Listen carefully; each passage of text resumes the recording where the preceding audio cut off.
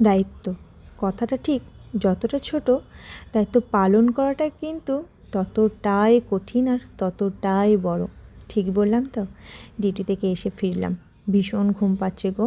সারা রাত্রিতে ভীষণ পরিমাণে একটু টাফ ডিউটি গেছে, তাই ঘুমিয়ে পড়েছিলাম। আর উঠে পড়ে আবার যে মনে পড়ে গেল আমার দায়িত্ব আছে। এই যে আমার হচ্ছে এই দায়িত্ব, এই যে এনারা যে বসে আছেন কখন থেকে, তাদেরকে এখনও আমার জল দেওয়া হয়নি। আমি যখন সময় পাই তাদেরকে একটু আমি জল দিয়ে দিই। সব সময় জানো তো সময় পাই না, তবে এখানে আরও অনেকে আছে যারা এই দায়িত্বটা কিন্তু পালন করে। আর আমার যখনই মনে হয় তখনই আমি এই কাজটা করে ফেলি।